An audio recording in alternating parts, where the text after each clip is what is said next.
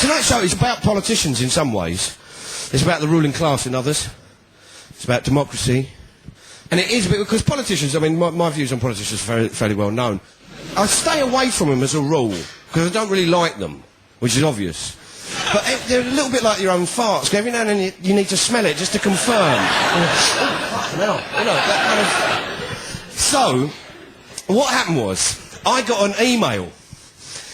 It's from this bloke. And it said, would you, Mark Thomas, be prepared to come and give evidence at a select committee in the House of Commons? And I'm like, no, this is a wind-up. I've looked again, I said, it's a public administration, would you come and give evidence? And I thought, okay. And so we looked, and what they'd asked me to look at was public bodies, quangos. That's what they said. They're looking at patronage, they're looking at quangos, they're looking at the appointment system.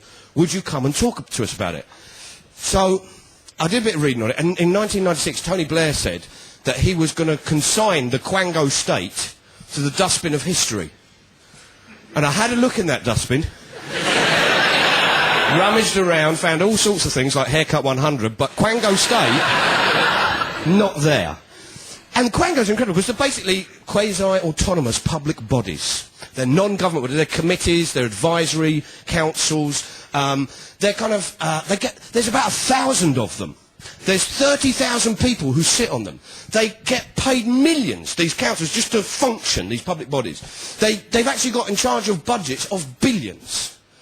And you read through the people who are on these on these committees and public bodies, and it's like, you know, Lord this and Lady that and Sir so-and-so and knighthoods and OBEs and PhDs and professors. And it's like, it's like the Queen's New Year's honours list without the lollipop lady from Deptford that they always kick her on so the Queen can have a laugh, I think.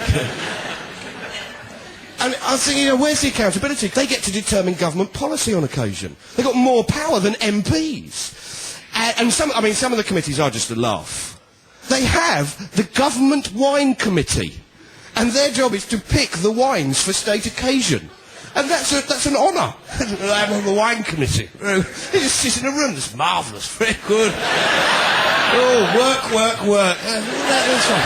That's very good, this one. Oh, I've got a hint of dormitory, a bit of rugger short, and yet a whiff of New Labour corporate sponsorship. But some of these committees they're in charge of millions, hundreds of millions of quid. You get committees who are in charge of massive amounts of money and have huge amounts of power, like the Competition Commission, which used to be the Monopolies and Mergers, or the Medical Research Council. You know, they're in charge of fucking loads of money. And so what we thought was, let's have a look at how accessible and accountable and open to the public these bodies are. So... Lord Nolan, do you remember Lord Nolan? After the Tories were shoveling money around in brown paper envelopes, and it was kind of like Archerville / you know, all the rest of them, Hamilton and all that lot. Nolan did this big thing on sleaze and public life, and he published his report, which was he published the 7 principles of public life. It's kind of sweet, isn't it? It's a bit kung fu. You know? David Carroll, you must learn the 7 principles of public life. But they've got the 7 principles of public life, which are brilliant, which are integrity, objectivity, accountability, openness, honesty, leadership, grumpy, sneezy, doc. I've missed out the first one, selflessness. Sorry about that. Those are the 7 principles, and they inform all the codes of practice on how you should behave in public life if you're on one of these committees or public bodies. And what they say is basically all public bodies should have a register of members' interest. Public bodies should make registers of interest open to the public. Board members should be required to update them as changes occur. They should note down all the places where they have financial interests in. Right? This should include, as a minimum, personal, direct and indirect pecuniary interest. So any jobs, any grants, any sponsorships, all that kind of stuff, they should write down. Their directorships, all of it. So that we can make up our minds if there is a conflict of interest occurring, in whose interest they are working. So we thought, we're going to go forward to the committee, let's do a little bit of research on this. Let's get out the register of members' interest for the committees, look through all the people who are on these boards, 50 boards we picked, we looked through everyone on it, nearly 1,000 people. We went to Companies House and we got out just their directorships. Just their directorships, not grants, not shareholdings, not spouses' interests, nothing like that. Just their directorships, and we mixed the two things together to see if they would make a complete whole. There were more bits missing than an Oxfam jigsaw. We found, on average, every committee had 2 to 3 people whose register didn't match what was coming out of Companies House. That's quite a few, we thought. And as a snapshot, that's not very good. We'd phone up committees and say, hello, can we have a look at your publicly available register of members' interest? Why? Well, because we can. Why is that? What do you want? Well, because we're entitled to. We're members of the public. We can see. What do you want it for? Well, just to have a look through. Strangers! Get the fires going. Get the fires going now. They probably told you not to come up no more alone, didn't they? Now, we phoned up the Competition Commission and said, we'd like to see register of members' interest because you deal with, you know, monopolies and mergers. You deal with conflicts of interest in industry. We'd like to see it. Well, we deal with it on an ad hoc basis. No, we'd like to see the publicly available register. Oh, no, you just don't understand. We deal with it on an ad hoc basis, you know, and we're in the process of compiling a register.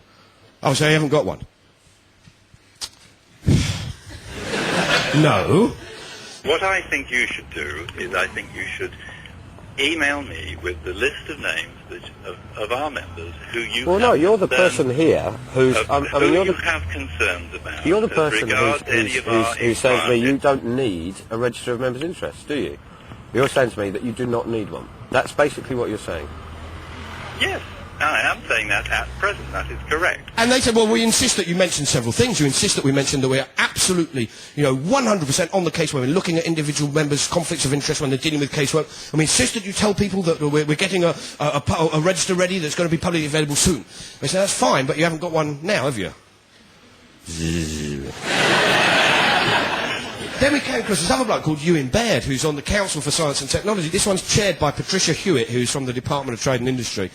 And he forgets to mention that he is a non-executive director of Scottish Power, which is quite important if you're on the Council for Science and Technology. Scottish Power could be seen as a conflict of interest. I mean, I'm not an expert, but... and we had this devil of a time trying to get... We tried to track him down. At first we thought he was the chairman and chief executive because his entry in Companies House is really misleading. It looks like he's the chairman and chief executive. We tried to track him down. Eventually we got hold of him in France. And he lists his place of residence in New York. And we got hold of him in France. And said, hello, Ewan Baird here. So hello, it's Mark. I was just finding out, you know, we've been trying to get hold of you for 3 days about this issue of your... oh, yeah, well, I've changed it now.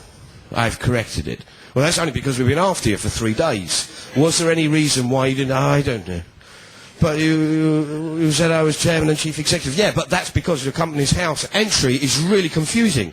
He said, what's Companies House? It was great. I said, where exactly do you live? He said, New York. Well, I've been Paris, Denmark. Everyone's talking about pop music. Talk about pop music. We got in touch with this group called the Medical Research Council, and they help cover up the funds for investigations and research into drugs and so connections with companies and what have you. We phoned them up, I think it's 4 times, you know, pestering them for the publicly available register of members' interest. Eventually, one of them sent us over an email, but there's masses of inconsistencies when you look at what's actually down at Companies House. And you look through all this stuff and you're just thinking, no, this isn't very good. So I phoned them up and said, what you've sent over isn't good enough. It's not accurate. And they said, no, well, I don't know what's happened there because the person who compiled that is on holiday.